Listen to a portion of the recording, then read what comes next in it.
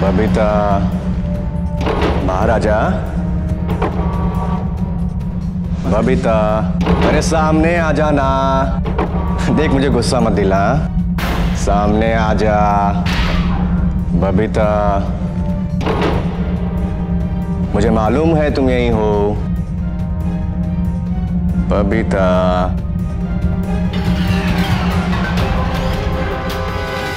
नमस्कार, सावधान India India fights back में मैं पूजा गौर आपका स्वागत करती हूँ। सावधान इंडिया में हम आपको दिखा रहे हैं देश के कोने कोने से अपराध की सच्ची घटनाएं। इसी के तहत आज हम आपको दिखाने जा रहे हैं राजस्थान के जोधपुर शहर की एक घटना। एक खुशनुमा शादीशुदा जिंदगी का सपना हर लड़की देखती है। फिर ऐसा क्या हुआ कि तेजराज जो अपनी पत्नी बबीता से बेहद प्यार करता था, अचानक उसकी जान का दुश्मन बन बैठा। क्या राज था इसके पीछे? आइए जानते हैं इस बदलाव के कारण को। अरे शर्मा रही हो? मुझसे कैसा शर्माना? हाँ, मैं तुम्हारी पड़ोसन हूँ। सुनो, याद से ना दूध पिला देना तुम्हारे उनको। अगर वैवाहिक जीवन के बारे में कोई सलाह चाहिए होगी ना तो बेझिझक आ जाना। श्रद्धा,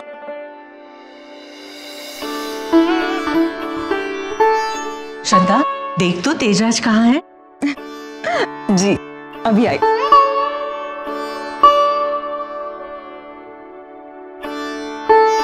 बेटी, मुझे पता है तुम्हारे मन में बहुत सवाल होंगे कि आखिर ये सब इतनी जल्दी कैसे हो गया, पर सच तुम्हें देखते ही मैंने फैसला कर लिया कि तू ही मेरे घर की बहू बनेगी।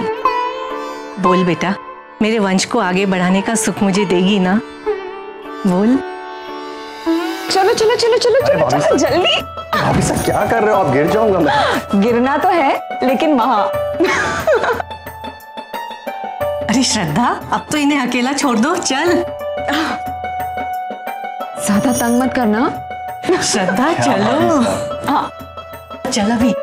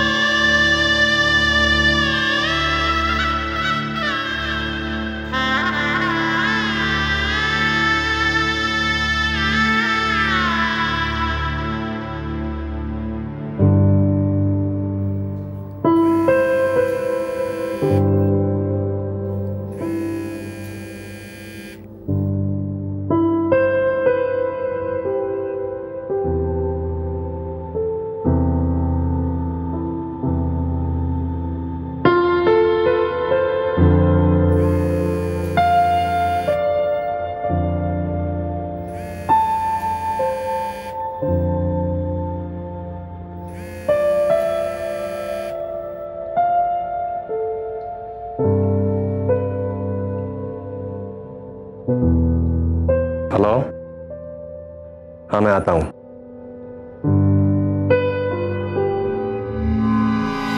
एक काम आ पड़ा है, मैं आता हूँ अभी।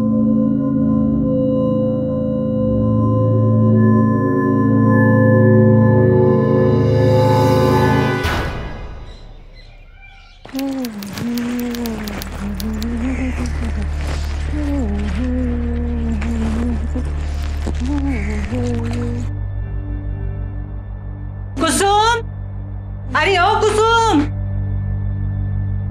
कुसुम, आजकल तेरे हाथ ठीक से काम नहीं कर रहे। देख देख कितना साबुन लगा है कपड़ों में। क्या करूं मासा, पानी कितना कम आता है। तो बकवास मत कर, बस सजना संवरना और मटकना इतना ही आता है तुझे।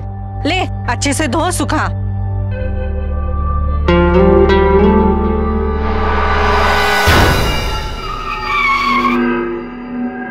मासा ज्यादा आगे मत जाइए वरना गिर जाएंगे। तू चुप कर। ये तेजराज कहाँ से आ रहा है? कल रात तेजराज बहू के साथ नहीं था क्या?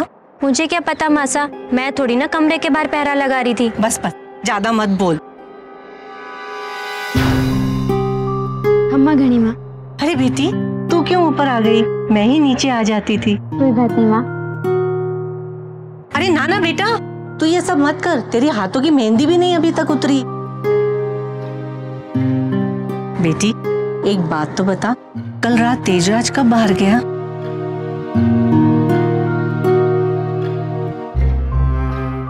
कुसुम, तू इधर क्या कर रही है? चल नीचे जा, किचन साफ कर, मेहमान आने वाले। जा जल्दी जा।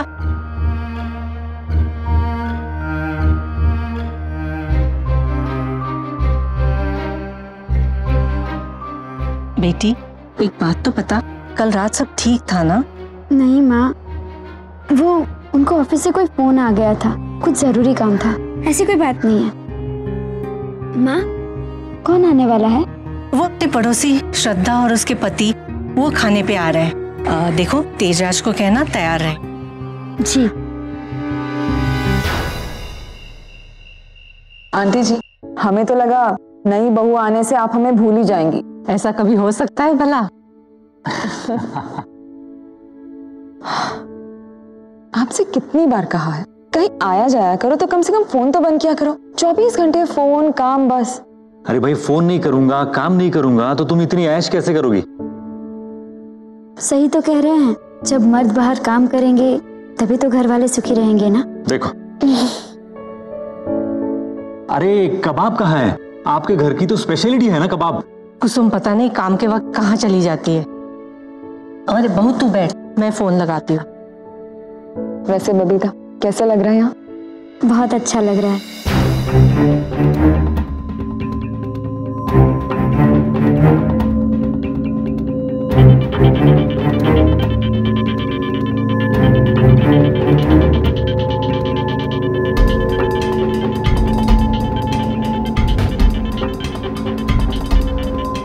हाँ मैडम जी। तू कहाँ है?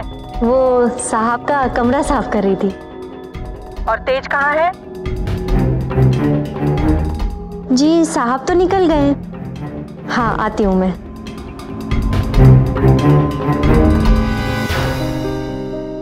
लो आ गए। सॉरी एवरीबॉडी, हाय हाय। सॉरी मैं लेट हो गया। अरे तेजराज जी, अब आपकी कुर्सी बदल गई है, अब अपनी पत्नी के साथ बैठा करो। क्या भाभी साहब। ओके ये लो भाई। चलो अब तेज आ चुका है, जल्दी से खाना खाते हैं, मुझे अहमदाबाद के लिए फ्लाइट पकड़नी है। हाँ हाँ मासा, मुझे भी याद आया, कल काम के सिलसिले में मुझे भी उदयपुर जाना होगा।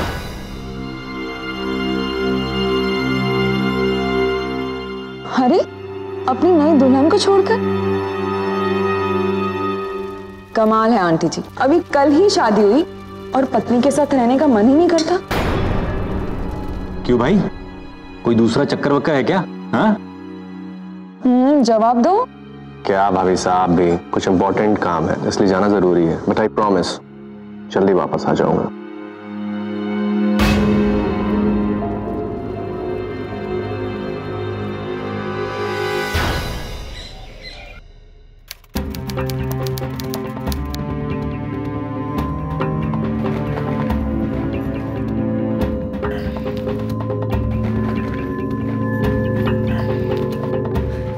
अरे ऐसे भी कोई पेपर लगाता है फाइल में? लाओ मैं लगा देती हूँ। नहीं नहीं आप रहने दीजिए, अभी अभी आपकी नई शादी हुई है और ये सारे काम तो मैं बहुत सालों से करती आई हूँ, इसे मुझे करने दीजिए। मैंने कहा ना मैं कर लूंगी, जाओ तुम किचन का काम देखो।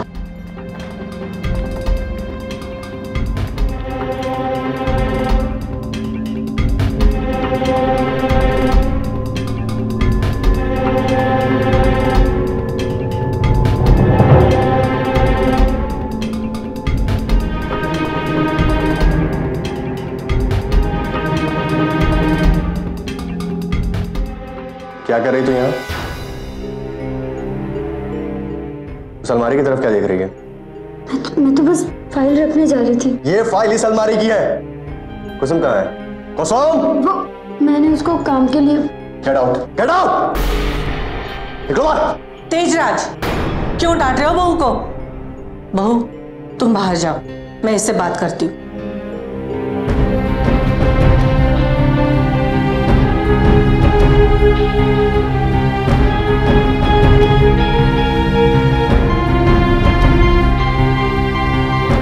तेजराज, तेजराज, जी बासा। क्या ये तरीका है बहू से बात करने का?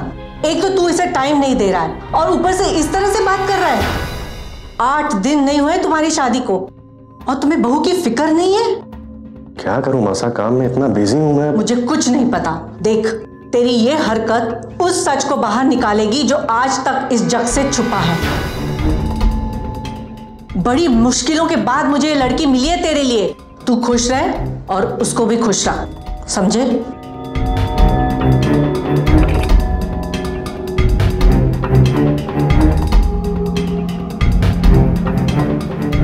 कुसुम, तू इस वक्त यहाँ क्या कर रही है?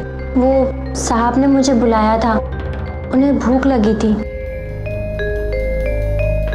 हाँ मासा, मैंने ही बुलाया था उसे। खाना परोस दिया है, बस यही बोलने आई थी। ठीक है। तेजराज, आज के बाद कभी भी लेट खाना हो तो बबीता से बात करो, समझे? ठीक है मासा। दिव्या और तेजराज की बातों से ऐसा लग रहा था कि दोनों बबीता से कोई बात छुपा रहे थे। आखिर ऐसा क्या राज था जो बबीता को नहीं बताया गया था? दिव्या की परेशानी से यह साफ जाहिर था कि कोई बड़ा राज था जो उन्हें परेशानी में डाल सकता था। क्या राज था वो? और क्या बबीता उसे वक्त रहते जान पाएगी?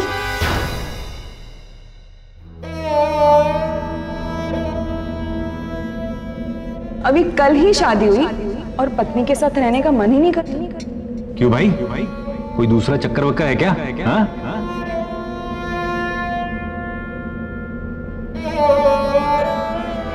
बेटा, माँ, देख बेटा, मैं समझ रही हूँ तू परेशान क्यों है। माँ, आपने इनको मेरी फोटो तो दिखाई थी ना? मतलब इनको मैं पसंद तो थी ना? या फिर कोई और बात? नहीं, कोई बात नहीं है। देख, एक लड़की को पति को रिझाने में थोड़ा समय तो लगता है ना। तू हमेशा तेजराज के सामने सज धज कर खुश रहकर जाया कर, समझी? और मुझे पूरा यकीन है कि तेरी खूबसूरती का जादू उस पर चल के रहेगा। बिल्कुल नहीं आंटी जी, आप जो तरीके बबीता को सिखा रही है ना, इससे वो इसके हाथ आने वाला नहीं। टेंशन मत लीजिए, आप जाइए, मैं संभाल लूंगी। ठीक है। तुम्हें पता है, पति को रिझाने के लिए मेहंदी का भी बहुत महत्व होता है। पर मेरे हाथों में तो मेहंदी है। अरे स्वीटहार्ट, ये हाथों पर है, पुराना फैशन है, नया फैशन कुछ और है। तुम नहीं समझोगी। बैठो बैठो बैठो बैठो, इसे हटाओ। अरे शर्माओ मत, हटाओ तो। क्या कर रहे हो दीदी? एक मिनट। तुम्हें पता है, आजकल ना फॉरेन कंट्रीज या हर जगह देख लो, टैटूज का फैशन चल रहा है। ये राजस्थानी परंपरा है, इंडियन टैटू। अब देखना, ये देखकर अगर तेज ना फिसले ना तो मुझे कहना, बस थोड़ा सा और।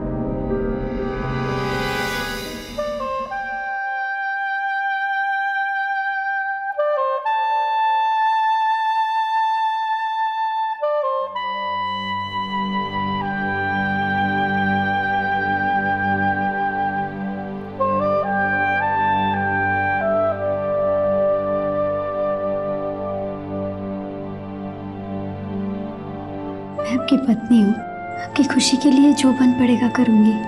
अब एक बार मौका तो दीजिए।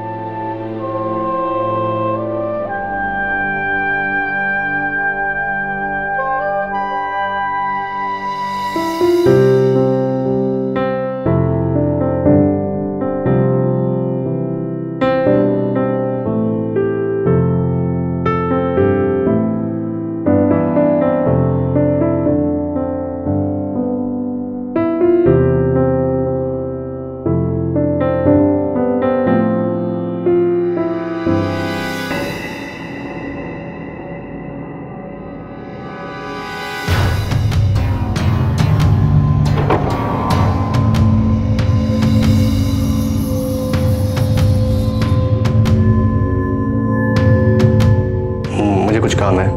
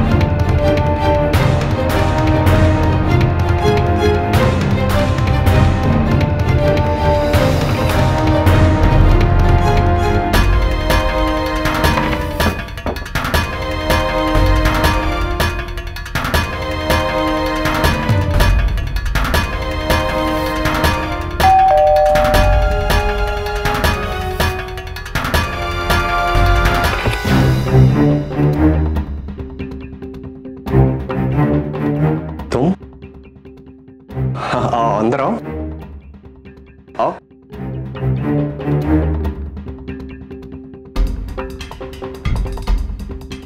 मैं जानता हूं कि तुम हैरान होगी कि मैं तुम्हें छोड़कर इस तरह चला आता हूं।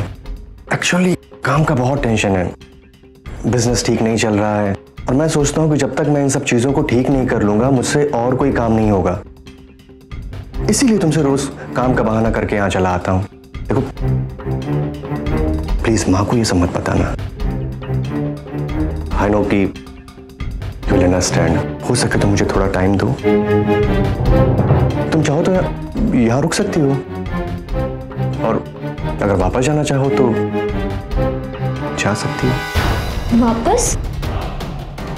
आपने मेरे बाबूजी को बड़े बड़े सपने दिखाए थे कि आपकी बेटी यहाँ पे राज करेगी और आप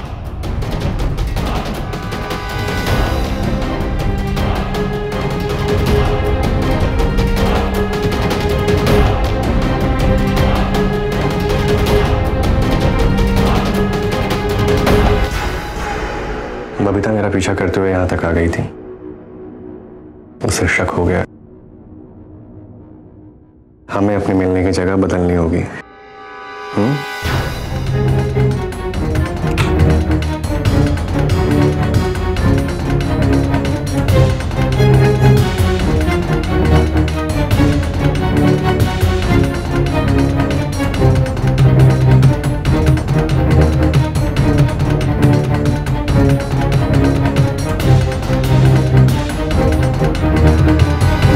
अलमारी की तरफ क्या देख रही है? ये फाइल इस अलमारी की है।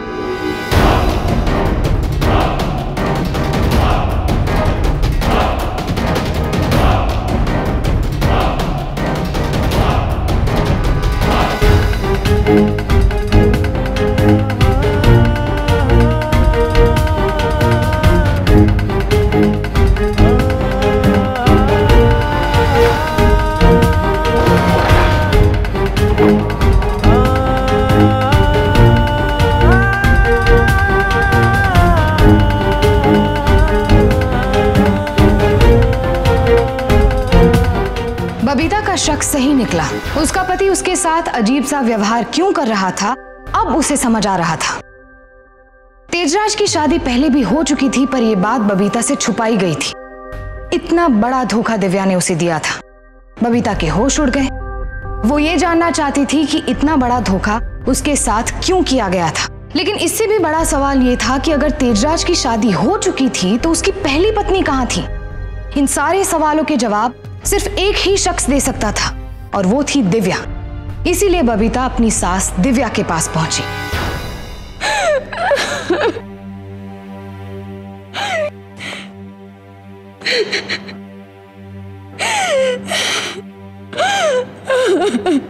माँ जी, आपने मेरे गरीब माँ बाप का विश्वास तोड़ा है।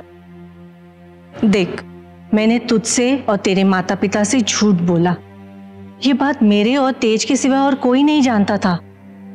और अब तू, तेजराज की शादी विमला नाम की लड़की से 2 साल पहले हो चुकी थी। तब हम जैसलमेर में रहते थे। 6 महीने ही बीते होंगे कि उसे दौरे पड़ने लगे। वो घर से निकलकर भाग जाया करती थी। उसे बार बार पकड़कर घर लाना पड़ता था। और एक दिन वो घर से बाहर निकल गई और लापता हो गई। फिर वापस कभी घर नहीं आई। फिर पुलिस को उसकी लाश मिली। तभी शर्मा जी, जो हमारे पड़ोसी हैं, श्रद्धा को लेकर यहाँ आए और उनके कहने पर तेजराज ने अपना बिजनेस फाइंड अप किया और हम यहाँ आ गए। मतलब शर्मा जी और श्रद्धा ये बात जानते थे? एक्चुअली शर्मा जी ने ही हमें यह सलाह दी कि ये बात दबा कर रखें, क्योंकि वो चाहते थे कि तेजराज इस टेंशन से बाहर निकले। मैं तो तुम्हें बेटी बनाकर यहाँ लाई थी और जिंदगी भर मैं तुम्हारी माँ बन के रहूंगी। तुम्हें इस बात का यकीन है तो ठीक है, नहीं तो जो तुम ठीक समझो वो करो। वैसे तेजराज को उसकी पहली पत्नी की यादों से तुम बाहर निकाल सकती हो। अगर तुम घर जाना चाहती हो तो मैं तुम्हें कल सुबह घर छोड़ दूंगी।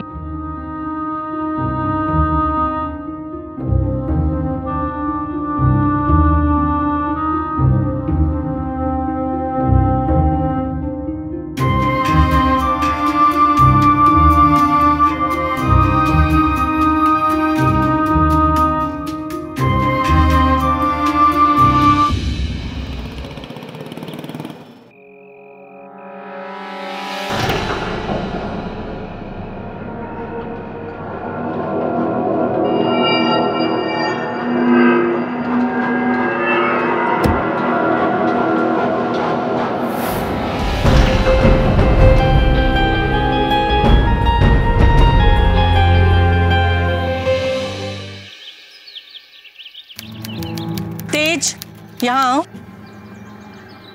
क्या हुआ माँ? बहू कुछ कहना चाहती है। हाँ बोलो। कल रात तेरे साथ एक लड़की थी।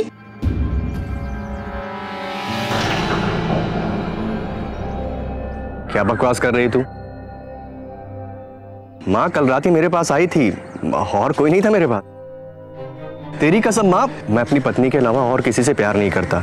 आपकी पहली पत्नी जिंदा है। माँ, अगर इन्होंने आपको झूठ बोला है, आपकी झूठी कसम खाई है, तो फिर आज सुबह मैं अपनी आंखों से देख कर आ रही हूँ कि अपनी पत्नी को टैक्सी में बिठा कर आ रहे हैं। क्या बकवास कर रही तू? माँ पागल हो गई है ये।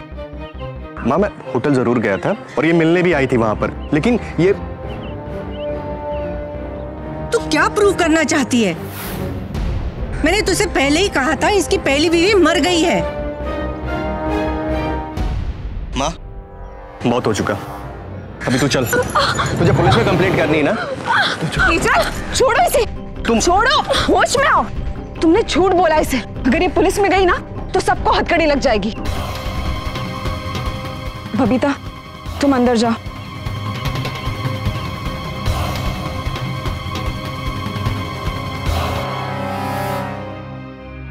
बस कर रही है। मैं जानती थी एक न एक दिन ये अतीत मुझे तंग करने आएगा। ये सब मैंने तेरे कहने पे किया। आंटी जी आप प्लीज टेंशन मत लीजिए, मैं बात करती हूँ उससे।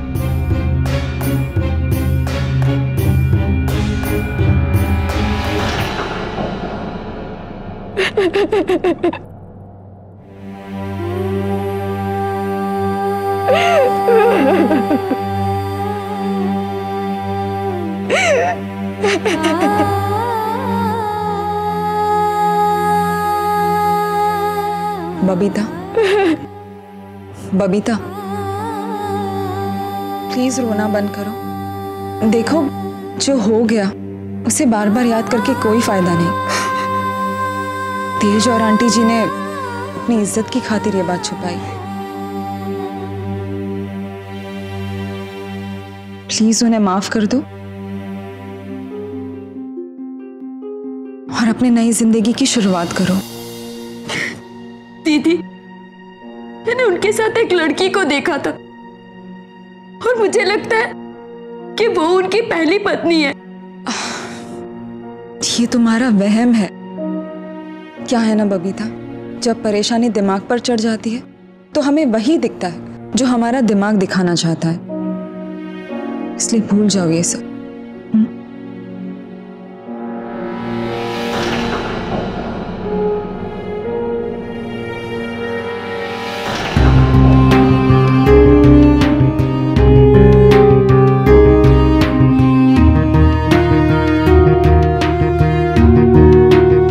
क्या चाहिए साहब?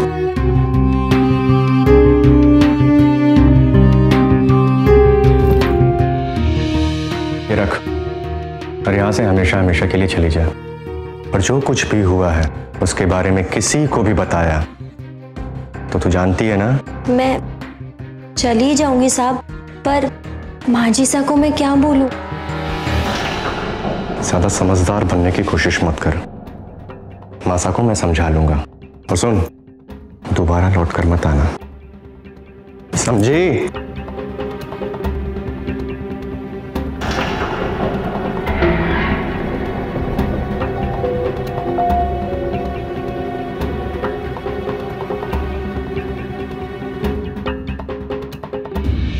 बबीता की जिंदगी में हर पल उतार चढ़ाव आ रहे थे।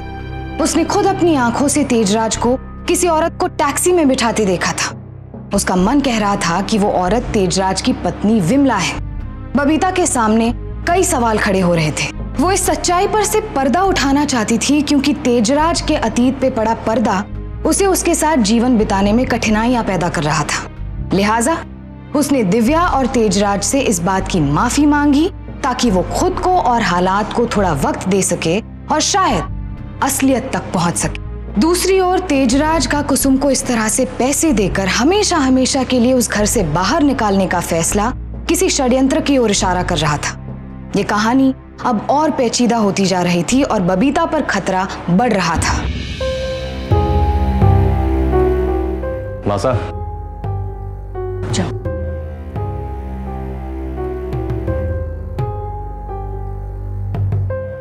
माँ, मुझे माफ कर दीजिए। जो कुछ भी हुआ वो दोबारा नहीं होगा। मासा, मैंने बबीता को माफ कर दिया है। अगर बहू को अपनी गलती का एहसास हो गया है तो ये बहुत अच्छी बात है। अब मैं आराम से तीर्थ यात्रा हो आऊंगी। तेजराज। जी मासा। मेरे जाने का इंतजाम कर दो। कल सुबह 5 बजे मैं केदारनाथ के लिए निकलना चाहती हूँ। मासा, मैं आपके लिए होटल में रूम बुक कर दूंगा और ड्राइवर को बोल दूंगा कि सुबह आपको पिक कर ले। हाँ, और बबीता को भी घुमा ला और इसके माता पिता से मिलवा लाना। जी मासा।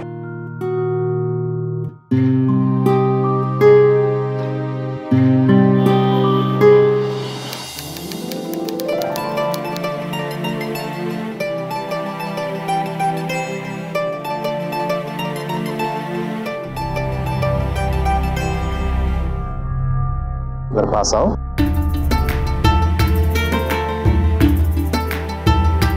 बहुत अच्छी लग रही है। अच्छा, एक काम करो, तुम चेंजिंग रूम में जाके इसे चेंज कर लो।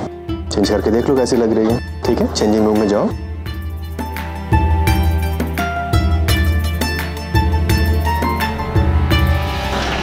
इसे ले लो।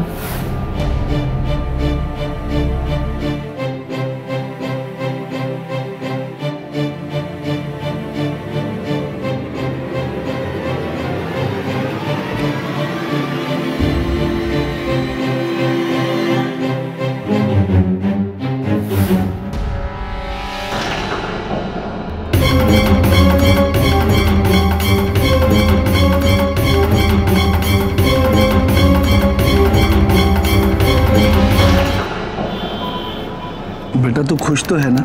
हाँ पापा, मैं बहुत खुश हूँ। पर बेटा तू अभी आई है और अभी जाने की जिद कर रही है। क्या करूँ पापा, सुबह सुबह माँ जी तीर्थ यात्रा के लिए निकल रहे हैं। मैं चाहती हूँ उनके जाने से पहले उनसे एक बार मिल लूं। पर बेटा पहुँचते पहुँचते रात हो जाएगी। पापा, अब मैं बच्ची थोड़ी ना हूँ, पहुँच जाऊंगी आराम से, फिक्र मत कीजिए। ठीक है बेटा, अब बस बस बस खुश रहो। चलो चलो।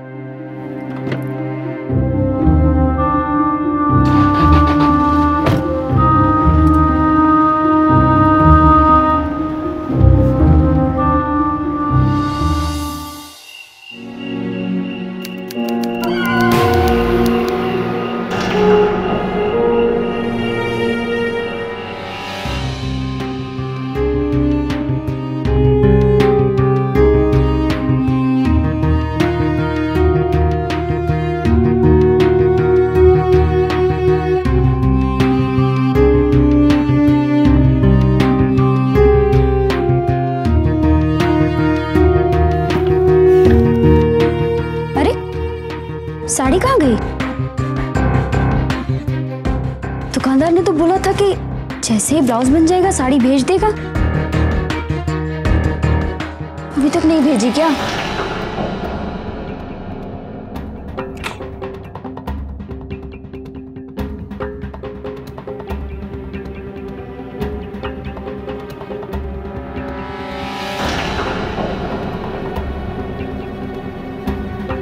बहुत इंतजार करवाया तुमने।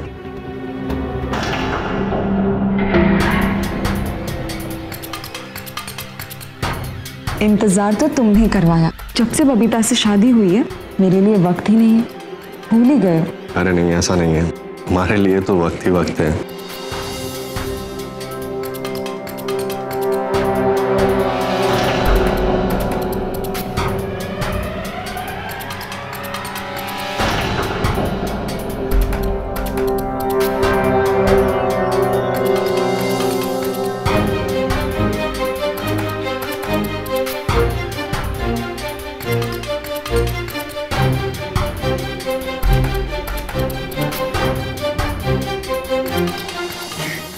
दीदी, मैंने उनके साथ एक लड़की को देखा था और मुझे लगता है कि वो उनकी पहली पत्नी है। उसे शक हो गया है, उसने मुझे तुम्हारे साथ देख लिया है। मुझे लगता है अब इसके साथ भी वही करना होगा जो तुम्हारी पहली पत्नी विमला के साथ किया था। विमला की मौत का तो शोर मच गया था, इसलिए मैंने तुम्हें जैसलमेर से जगह बदलने की सलाह दी थी। जो करना है जल्दी करना होगा।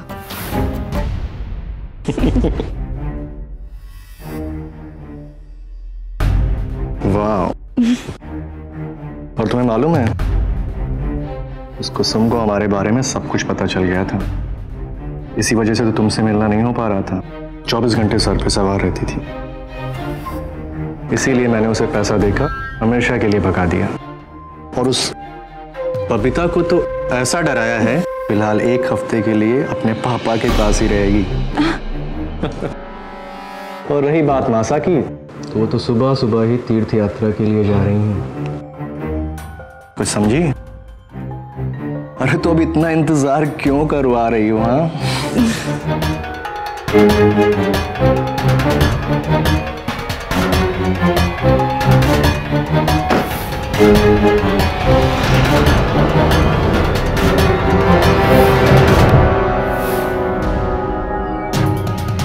आज मैं माजू को तुम दोनों की सच्चाई बता के रहूंगी। चलो, छोड़ मुझे, चलो। छोड़ उसे। नहीं छोड़ूंगी मैं उसे, छोड़ो। छोड़ उसे। बेटा दरवाजा खोलो।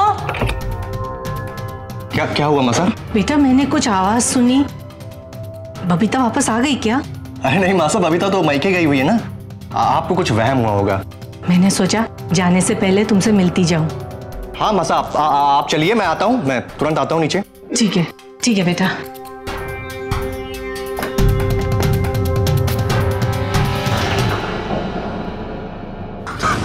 तुझे बोला ना चुप रहने को। चुप रहने का मतलब चुप रहना। नहीं रहूंगी मैं। चुप।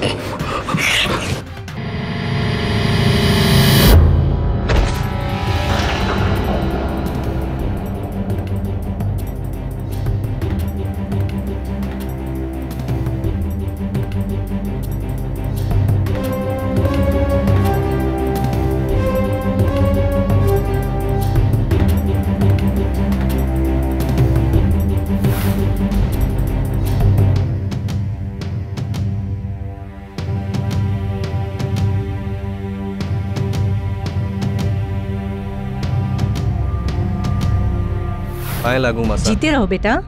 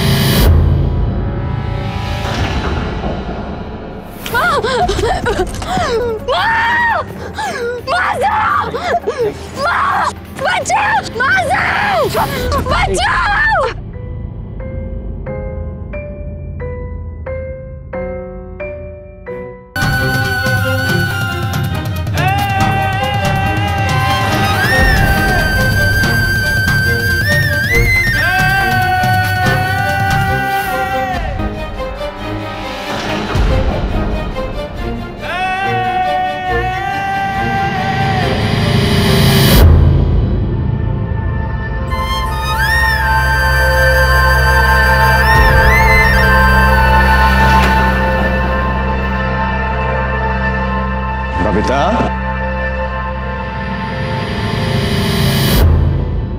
बबीता कहाँ छुपी हो?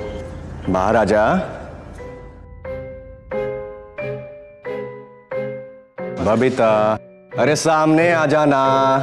देख मुझे गुस्सा मत दिला। बबीता,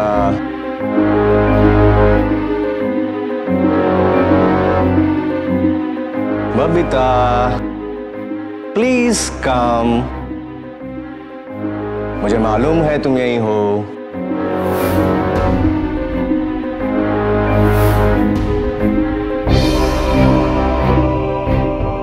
बबीता, बबीता,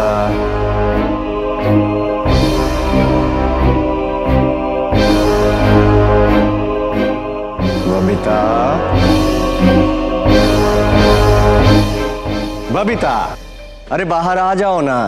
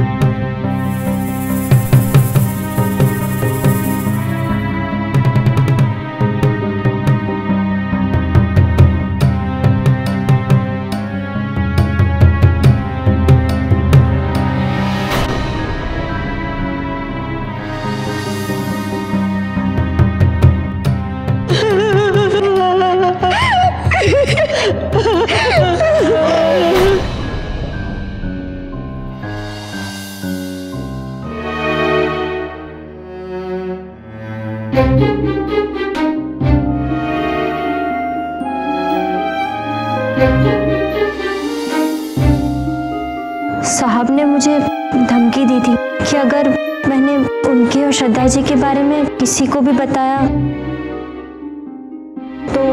हवलदार, इनका बयान नोट करो। हाँ मैडम, आप कुछ कहना चाहेंगी?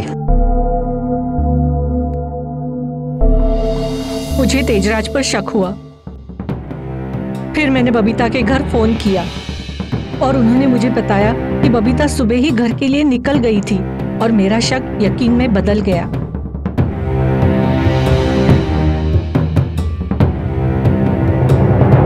चलिए आप लोग।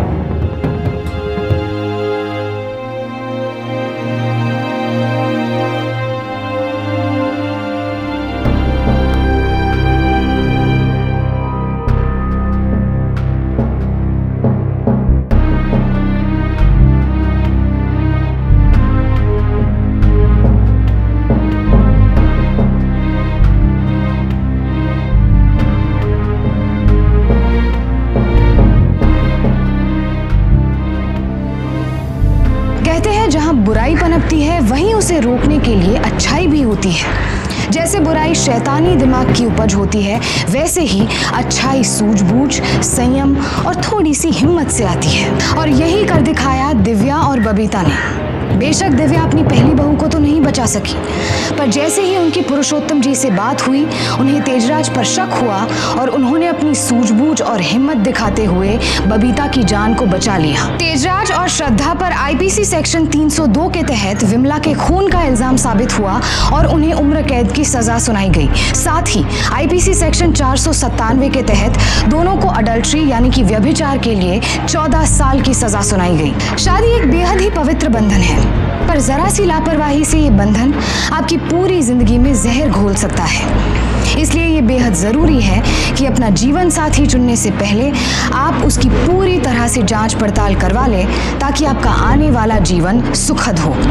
हमारा मकसद आपको ऐसे तत्वों से सावधान करना है जो आपसे आपकी खुशियां छीनने की फिराक में रहते हैं। अब मुझे दीजिए इजाजत, फिर होगी आपसे मुलाकात। तब तक सावधान रहिए, सतर्क रहिए, सुरक्षित रहिए। सावधान इंडिया, इंडिया फाइट्स बैक।